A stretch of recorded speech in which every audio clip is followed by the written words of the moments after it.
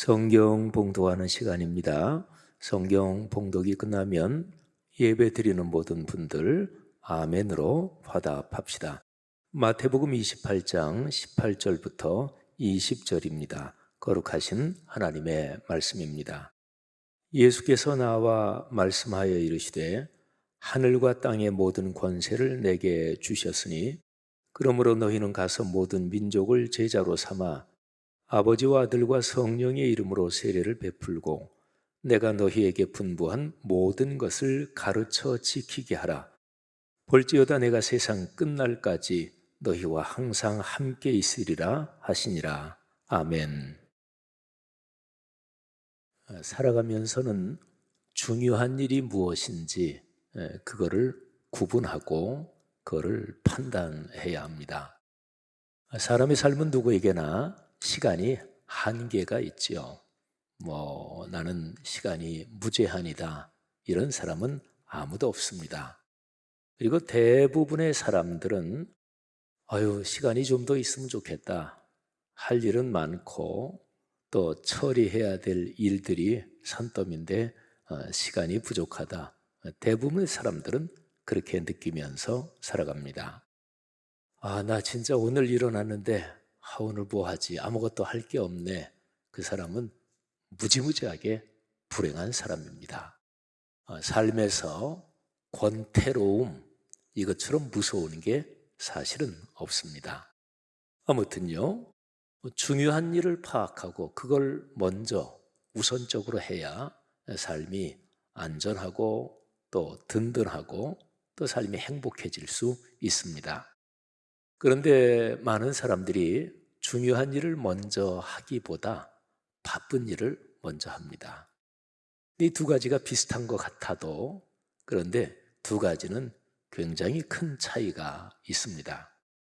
운전을 한참 하고 가는데 그런데 갑자기 휴대폰이 울려서 그러면 휴대폰 벨소리가 울리니까 휴대폰을 받는 것이 바쁘죠. 그렇지만 그거는 중요한 일은 아닙니다. 운전 중이니까. 그러니까 중요한 일하고 바쁜 일은 다릅니다. 근데 많은 사람들이 바쁜 일을 먼저 처리하고 그러면 계속해서 일에 치이게 되지요. 내가 살아가면서 내 삶에 다가오는 일들을 상당 부분을 사실은 끊어내고 그리고 하지 말아야 합니다. 그리고 중요한 일을 중심으로 내 인생을 내가 구성하고 내가 끌어가야 합니다. 그러니까 내 주변에서 닥치는 상황, 그게 나를 그냥 꽉 움켜쥐고 막 끌고 가도록 나를 거기에 내어주면 안 됩니다. 그래서 신앙인의 삶은 하나님께 예배 드리는 예배의 자리를 소중히 여기고 예배의 심장인 주일 예배, 주일 성수, 예배의 기둥인 수요 예배, 그리고 매일의 말씀 묵상, 그리고 소그룹 나눔, 이 가장 기본적인 것들을 내 삶의 중심에 딱 놓고 이 기본 기둥, 이 축의 절대 가치를 지키면 그러면 삶이 굉장히 편해지고 그리고 시간에 쫓기지 않습니다. 제가 올해 초부터 동소훈, 동네 세매절 성경 소그룹 인도자 훈련 이거를 하느라고 또 우리 직분자 훈련도 같이 있어서 사실은 지난 주간까지 제가 일주일에 8그룹 소그룹을 인도했잖아요. 근데 이게 제가 담임 목사로서 또 현재 우리 교회 사역에 굉장히 중요하니까 이게 핵심 가치니까 제가 당연히 여기에 집중을 했죠. 그리고 우리 교회뿐만 아니라 한국 교회 그리고 오늘날의 세계에 존재하는 교회가 나가야 될 방향이 이거다. 이거는 코로나 3년 거치면서 한국 교회를 분석하고 또 깊이 기도하는 그리고 한국 교회를 진짜 사랑하고 주님을 사랑하는 굉장히 탁월한 식견을 가진 사람들이 공통적으로 하는 얘기가 말씀으로 돌아가야 한다. 그리고 인격적인 교제를 나누는 소그룹이 중요하다. 이건 공통적으로 하는 얘기고 저 자신도 신학적으로 교회 역사적으로 또 제가 목회해온 40년간을 생각해 볼 때 그야말로 이게 길이다. 그렇게 확신했으니까요. 그래서 일주일에 8번의 소그룹 시간, 그거를 딱 정해놓고, 이 시간에는 아주 특별한 거 아니면은 제가 꼭 지키고, 이거를 중심에 놓고 지난 한 6개월 동안 생활해 왔죠.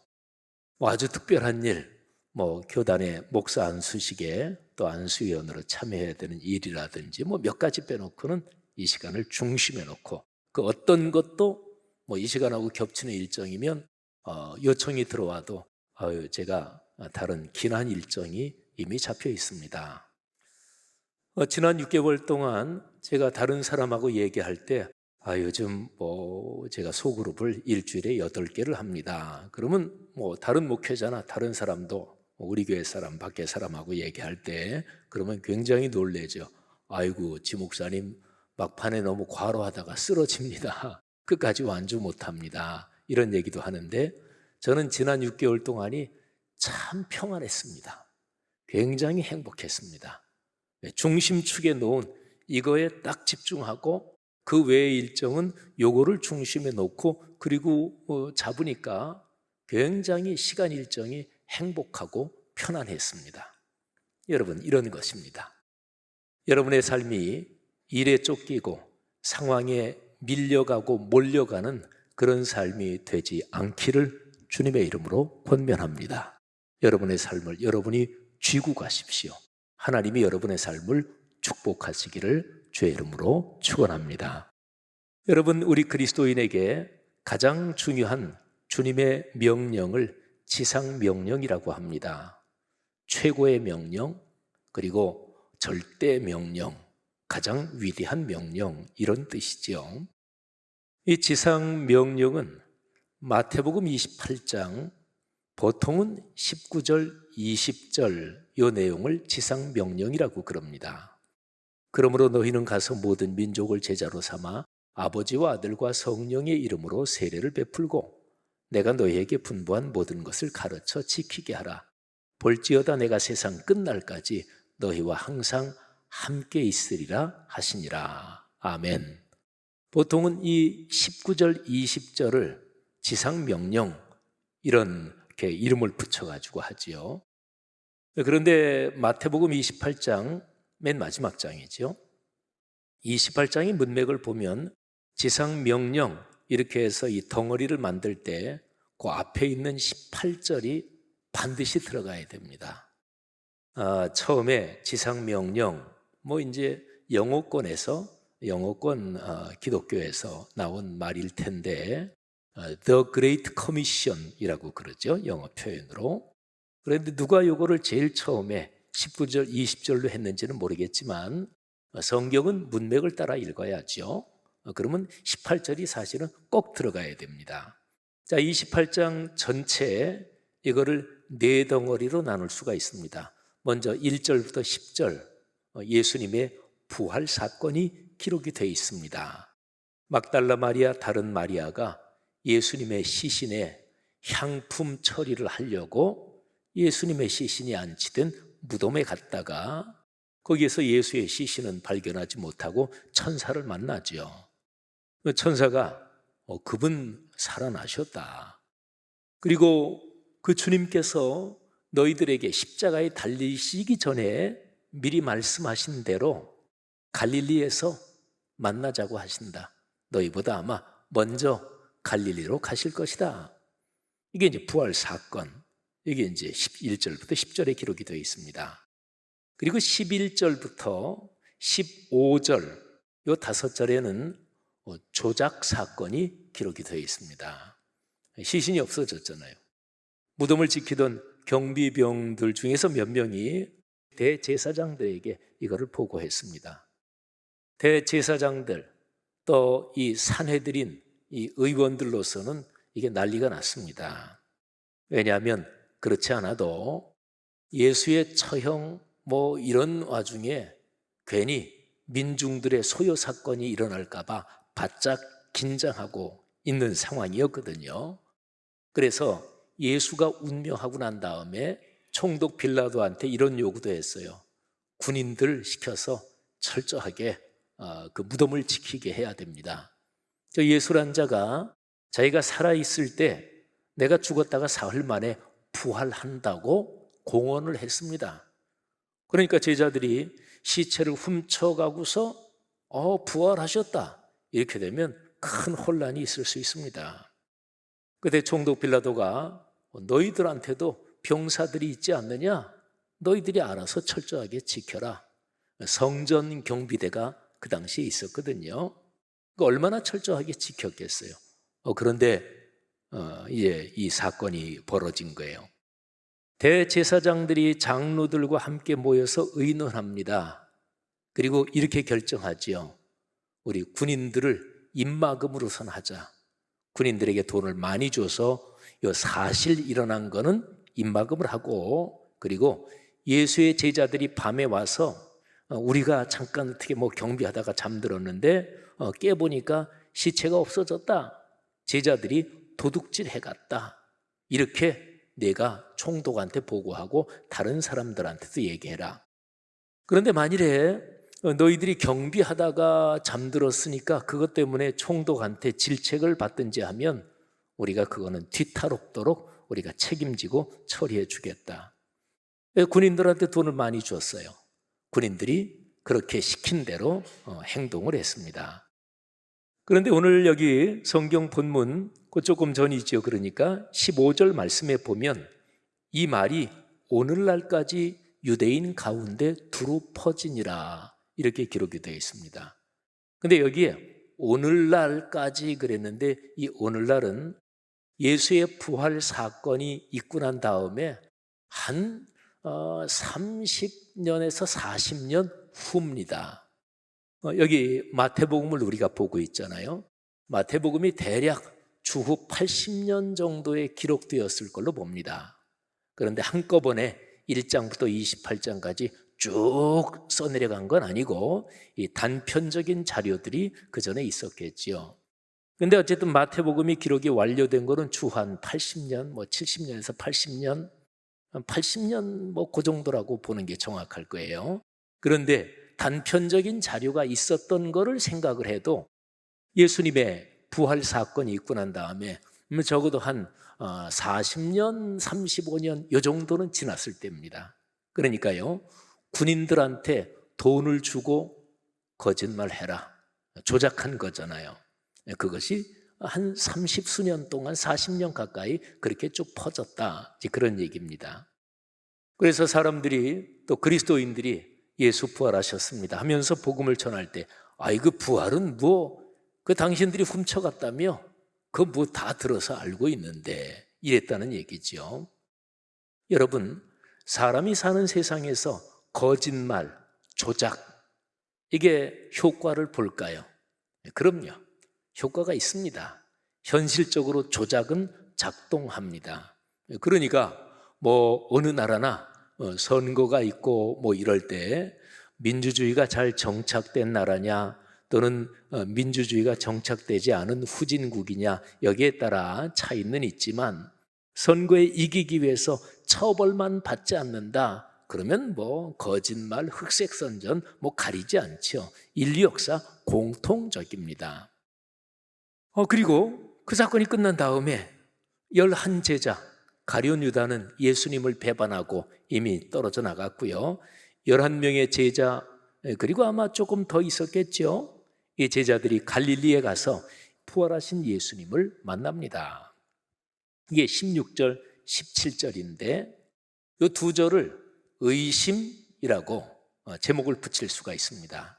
그러니까 28장 1절부터 10절은 부활 사건, 11절부터 15절은 조작, 그리고 16절, 17절은 의심. 예수님을 만나는 거기에 그 제자들, 그들이 예수님 만났는데 아직도 의심하는 사람들이 있었다. 이렇게 기록이 되어 있습니다. 뭐를 의심했다는 것일까요? 예수님, 저 양반 지금 저 앞에 보이는데 저거 조작이야? 저거 사실이 맞아? 요즘 같으면 저거 홀로그램 아니야? 이 정도 얘기, 이런 것일까요? 근데 그런 의심은 아닐 것입니다. 그러니까 부활하신 예수님이 자기들의 눈앞에 있으니까 사실은 얼마 전에 예수님이 십자가에 처형되면서 완전히 숨이 끊어진 거 자기도 다 봤으니까. 그러면 여기 의심은 이런 것입니다. 예수께서 십자가에 달리시기 전에 자기들에게 가르쳐 주셨던 말씀, 하나님의 일에, 하나님 나라 일에 헌신하라는 이런 말씀, 야, 그게 진짜 제대로 될까? 뭐 되면야 좋지. 그런데 그거 현실적으로 되겠어? 물론 하나님께서 말씀하신 대로 헌신하는 게 좋지만 헌신 안 하겠다는 게 아니라 누울 자리 보고 다리를 뻗으란 것처럼 그래도 현실적인 상황을 좀 봐야지. 말하자면 예수께서 명령하신 하나님 나라 일, 거기에 헌신할까 말까? 말씀하신 그게 그대로 이루어질까 말까? 여기에 대한 의심입니다. 말씀이 작동하는 것에 대해서. 여러분 생각해 보세요. 지금 이 상황을 한번 보세요. 부활하셨어요. 그런데 현실적으로는 조작이 작동하고 있고 또 제자들 내부적으로도 의심하는 사람이 있었습니다. 충분히 헌신하지 못하는 거지요. 여러분 가만히 생각해 보면 우리가 사는 현재 이 상황도 여기 성경에 기록된 이런 상황하고 그렇게 많이 다르지 않습니다. 특히 요즘 우리 한국 사회 코로나 3년 지나고 나서요, 전 세계 교회에서 한국 교회가 이상하게 유일하게 다른 현상을 맞이하고 있습니다. 미국이나 유럽 전부 다 코로나 겪으면서 신을 찾는 사람들이 많아졌어요. 교회를 찾는 사람이 많아졌습니다. 근데 우리나라는 유일하게 무신론적인 경향이 높아졌어요. 교회에 대한 비난이 높아졌어요. 교회를 찾는 사람이 줄어들었습니다. 우리나라만 유일해요. 참 슬픈 일입니다. 여러 가지 요인이 있겠지요. 아무튼 그래서 기독교 신앙을 향한 비방 그리고 근거 없는 이런저런 얘기들, 말하자면 오늘 성경의 조작의 상황 이런 종류라고 볼 수가 있겠죠. 그리고 의심. 우리 한국교회에서 하나님의 일에 우리 성도들이 그리스도인들이 헌신해야 될 텐데 그리스도인들에게 확신이 많이 없는 거예요. 교회가 다시 하나님의 일에 열정을 낼 수 있을까? 그는 우리 교회에도 그런 분들이 계실 거예요. 제가 작년 5월부터 1년 동안 무지무지하게 고강도로, 제가 40년 목회하면서 이렇게 고강도로 한 가지 주제를 가지고 강력하게 밀어붙이다시피 이렇게 얘기한 적은 사실은 한 번도 없습니다. 우리 교회 성도님들 중에서 목사님 온통 그냥 얘기하면 맨 끝은 꼭 말씀 묵상이야, 이거 다 아시지요? 그런데 목사님 좀 너무 그렇게 한 방향으로 몰고 가시는 거 좀 안 좋지 않습니까? 이렇게 얘기하고 싶은 분들도 아마 있을 거예요. 그런데 얘기하기가 힘들죠? 담임 목사가 막 뭐라고 직선적으로 그럴까 봐. 그런데 여러분이 듣기에 그냥 성경적으로 제가 1년 동안 강조해온 게 이게 성경적으로 여러분이 듣기에 그래 맞다, 이 정도 생각은 드시지 않나요?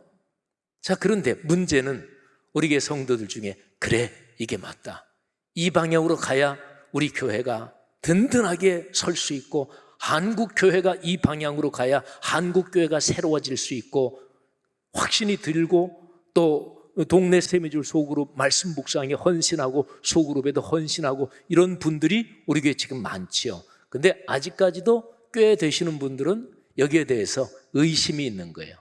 그러니까 이거는 성경 말씀이 사실이 아니다, 주님을 의심한다, 이런 건 아니지요. 말하자면 여기 있는 대로 지금 담임 목사가 얘기하는, 그리고 내가 생각해봐도 들어봐도 그래 성경적으로 그거는 분명히 맞다, 나도 동의한다. 근데 이 일에 동참할 거기에서는 자꾸 머뭇거리게 되는 거예요. 그런 의심입니다. 사랑하는 성도 여러분, 상황이 이렇습니다. 이런 상황에서 예수님께서 지상 명령을 주십니다. 자, 아직도 의심하는 사람들이 있더라. 여기 17절이잖아요. 그리고 18절에 예수께서 나와 말씀하여 이르시되 하늘과 땅의 모든 권세를 내게 주셨으니, 여기 18절이에요. 그러므로 너희는 가서, 그러니까 17절까지 그 주변 상황이 쭉 나오고 그리고 18절 시작되면서 예수의 말씀이 이제 시작되잖아요. 그러니까 18절부터 20절까지가 한 덩어리예요. 아까 제가 말씀드린 것처럼 19절, 20절 말씀을 지상명령 그런 타이틀을 붙인다 그러면 그거는 반드시 18절부터 붙여야 되는 거지요.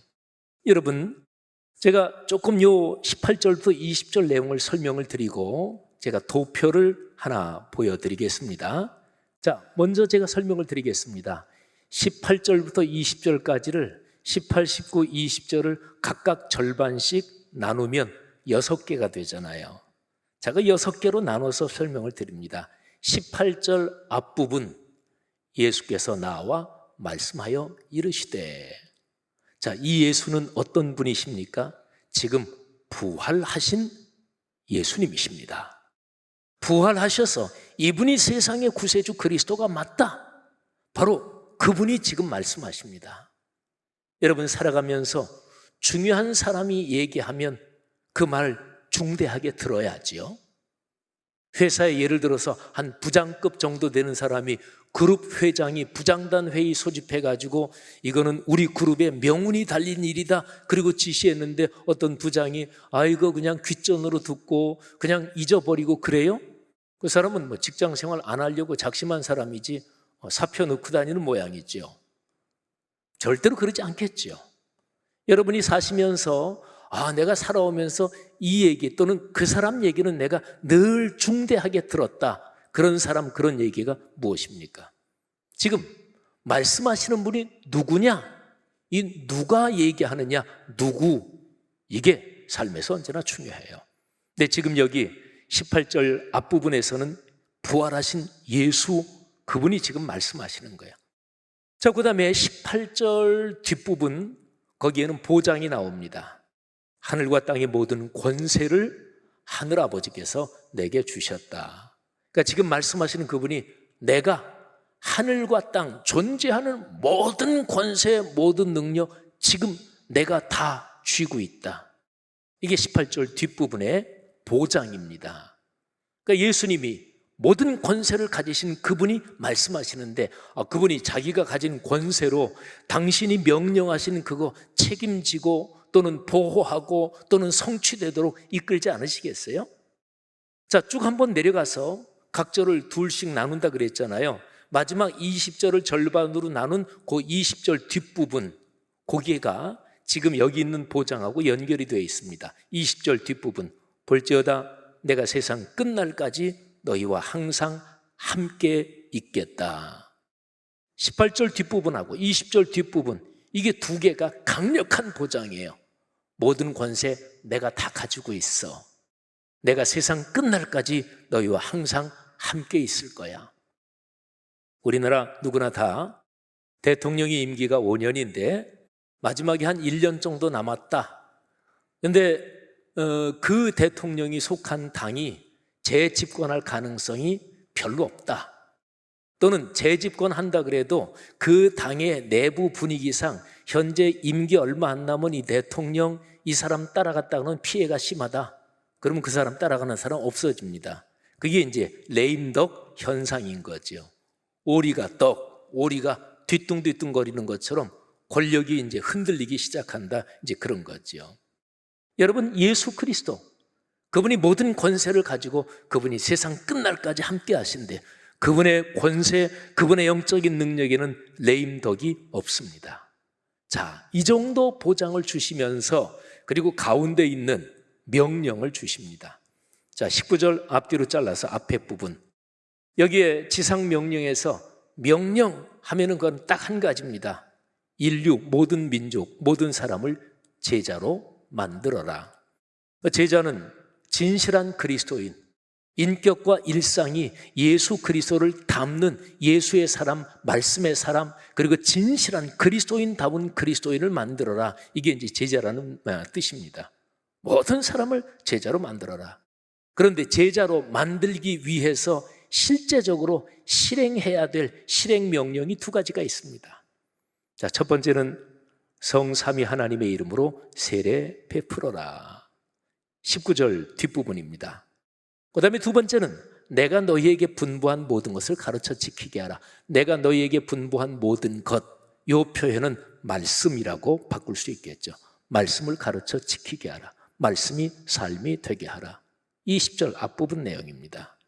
여러분이 두 가지, 세례 베풀어라. 이거는 아직까지 주님을 모르는 사람이 주님을 알도록 만들어서 그 사람들이 하나님의 자녀가 되게 해라. 그리스도인이 되게 하라. 이게 이제 세례를 베풀어라 그거죠. 그 다음에 말씀대로 살게 해라. 말씀이 삶이 되게 해라. 그거는 그리스도인이 된 사람이 그리스도인답게 살도록 해라. 말씀이 삶이 되게 해라. 말씀이 삶이 되는 거, 이걸 가리켜서 말씀 묵상이라고 하잖아요. 오늘날 한국교회 문제는 말씀대로 살지 않는 그리스도인이 문제입니다. 이거는 1907년에 평양 대부흥운동 때도 그랬어요. 근데 강력하게 회개와 부흥운동이 일어나는데 그거를 보도한 그 당시의 기록을 보면 오늘날의 문제는 믿지 않는 사람들이 빨리 더 믿고 이게 문제가 아니라 이미 믿는 그리스도인이 고쳐 믿기로 작정하는 거다. 그 표현 그대로예요. 고쳐 믿기로. 이게 우리의 삶을 돌이켜서 말씀대로 살기로 작정하는 것. 이것이 오늘날 이 조선 땅의 교회를 새롭게 한다. 이것이 희망의 길이다. 이렇게 얘기하는 거예요. 오늘날도 그렇잖아요, 여러분. 사랑하신 여러분, 제가 지금 설명해드린 마태복음 28장 18절부터 20절의 지상명령, 이 도표를 한번 보여드리겠습니다. 제가 지금 말씀드린 거 쭉 그냥 설명해놨어요. 자, 누구냐? 지금 말씀하시는 분이 부활하신 예수. 보장을 해주십니다. 모든 권세 내가 다 가지고 있다. 내가 세상 끝날까지 너희와 항상 함께 있겠다. 절대로 떠나지 않는다. 내 능력으로 너희 보장해 준다. 명령은 한 가지입니다. 모든 사람을 진실한 하나님의 자녀 그리스도인으로 만들어라. 그러니까 모든 민족을 제자로 삼으라. 이거는 교회 바깥이 아니라 지금 여기 있는 여러분과 저 이미 예수 믿고 있는 사람들에게도 해당되는 거죠. 자, 구체적인 실행명령 두 가지. 세례 베풀어라. 우리 지금 여기 있는 성도들은, 우리 교회 성도들 중에서도 아직까지 세례 안 받으신 분도 일부 계시겠지만 우리 대부분 다 세례 받고, 또 예식으로서 세례는 받지 않았어도 나 주님 믿습니다. 다 그런 분들이실 거예요. 그러니까 실행명령 첫 번째는 우리한테는 끝났어요. 중요한 건 두 번째입니다. 말씀을 가르쳐 지키게 하라. 말씀이 삶이 되게 하라. 말씀 묵상하면서 인생길 걸어가야 한다. 성도 여러분들이요, 살면서 중요한 일을 분간하고 그 일을 먼저 해야 됩니다. 그래야 삶이 아름다워져요. 지금 마태복음 28장 18절부터 20절의 지상명령은 그리스도인 여러분과 제게 얼마나 중대한 명령입니까? 성도 여러분들이요, 이 중대한 명령 여러분의 가슴에 끌어안고 이 명령에 우선순위를 두고 인생길 걸어가시기를 주의 이름으로 축원합니다. 하나님께서 이 명령에 순종하는 성도들에게마다 하늘의 은혜를 주실 것입니다. 영적인 축복만이 아니라 경제적인 물질의 축복과 자녀손 잘되는 복을 하나님께서 여러분들에게, 이 사명에 헌신하는 분들에게 넉넉하게 내려주실 것입니다. 모두가 다 그 축복의 주인공이 되시기를 주의 이름으로 축원합니다.